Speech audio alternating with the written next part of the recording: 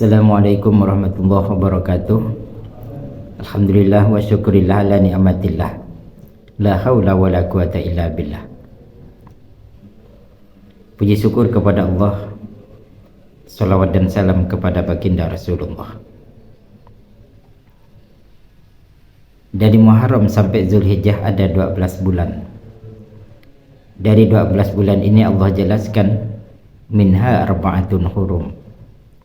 Ada 4 bulan yang dihormati, 4 bulan yang disucikan, 4 bulan yang diharamkan. 3 bergandengan, 1 agak terpisah. Yang bergandengan itu mulai dari Zulqa'dah, Zulhijjah, Muharram, dan yang agak terpisah Rajab. 4 bulan yang dihormati ini disebut dengan Ashhurul Hurum. Sebagaimana Allah jelaskan di dalam Al-Quran, Inna iddatas syuhuri indallahi isna'asara sahrum fi kitabillahi yawma khalaqas samawati wal ardu minha arba'atun hurum. Bahwasannya bilangan bulan pada sisi Allah ini ada 12 bulan, sebagaimana dalam penetapan penciptaan langit dan bumi, dan diantaranya ada 4 bulan yang diharamkan. Muharram adalah merupakan salah satu dari 4 bulan yang istimewa. Kenapa? Sebab banyak peristiwa besar terjadi di bulan Muharram. Hampir semua Nabi dan Rasul berkaitan dengan Muharram. Saya akan kutip 2 saja. Yang pertama, Allah menerima taubatnya Nabi Adam alaihi salam pada hari ke-10 bulan Muharram. Kita sadar bahwa Nabi Adam adalah datuk moyang kita. Dosanya 1, memakan buah khuldi, dikeluarkan dari surga. Kita ini anak keturunan Adam. Dosa kita tidak hanya 1, banyak dosa kita, tapi kepengen masuk surga. Kata Allah, wahai Adam, dari tidak ada engkau saya adakan. Tinggallah engkau di dalam surga, karena merasa sepi sendirian, kuciptakan Siti Hawa supaya kamu senang. Kamu boleh gunakan apapun fasilitas yang ada di dalam surga. Ini boleh, itu boleh. Makanlah yang kamu mau.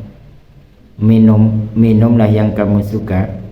Pakailah yang kamu senang. Cuma 1 yang saya larang, jangan dekati pohon khuldi, dan itu pun kau tidak sanggup keluar. Nabi Adam dikeluarkan dari surga, diturunkan ke dunia, diturunkan ke bumi.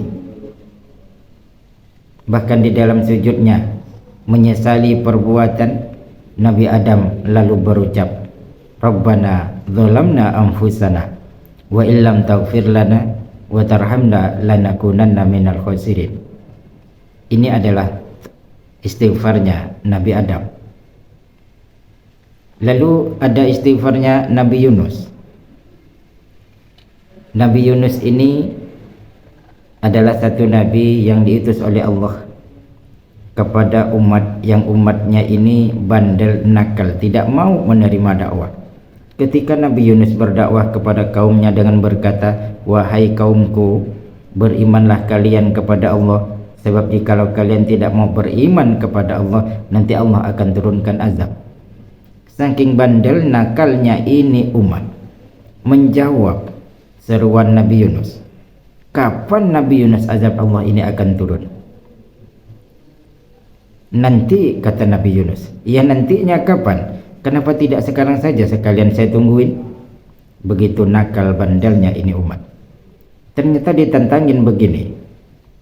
Nabi Yunus agak getir hatinya, lalu agak ragu dengan janji Allah bahwasannya nanti Allah akan benar-benar menurunkan azab.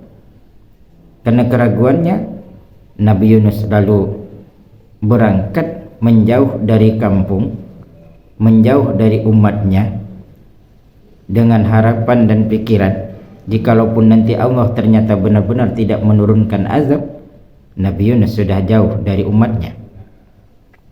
Akhirnya Nabi Yunus naik kapal. Sampai di tengah perjalanan, kapal mogok, mau tenggelam. Dikeluarkan seluruh isi yang ada di dalam kapal dalam bentuk perbekalan, sudah, tapi kapal juga masih mau tenggelam. Akhirnya nahkoda kapal mengambil keputusan, diundi siapa saja yang namanya tersebut nanti di dalam undian, maka ia dilempar ke laut. Akhirnya sampai 3 kali diundi, ternyata nama Nabi Yunus yang keluar, dan Nabi Yunus pun dilempar ke dalam laut.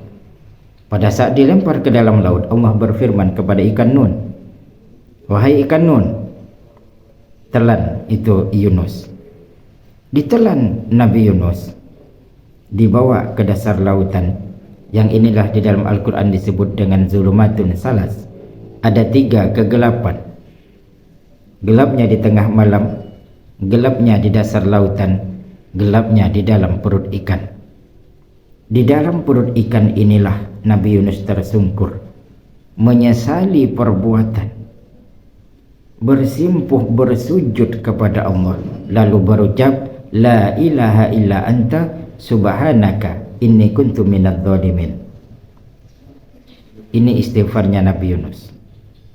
Dibacakan istighfar begini, ternyata ikan mual, mabuk, naik ke permukaan, lalu memuntahkan seluruh isi yang ada di dalam perut ikan. Dan keluarlah Nabi Yunus selamat dari perut ikan Nun. Selamatnya Nabi Yunus dari perut ikan ini pun terjadi pada hari ke-10 bulan Muharram. Istighfar intinya memohon ampun kepada Allah. Makanya di bulan Muharram baik kita awali dengan memperbanyak istighfar, memperbanyak memohon ampun atas segala salah, khilaf dan dosa-dosa kita. Sebab kita adalah manusia biasa, manusia yang tak lepas dari segala lupa, salah dan dosa. Al-insanu mahalul khata' wan nisyan. Mudah-mudahan kita diampuni oleh Allah Subhanahu wa taala dan kembali kepadanya nanti dalam keadaan iman dan Islam. Amin ya rabbal alamin. Demikian yang dapat saya sampaikan. Terima kasih atas segala perhatian. Mohon maaf kalau ada kehilafan dan kesalahan. Wallahul muwaffiq ila aqwamit thoriq. Assalamualaikum warahmatullahi wabarakatuh.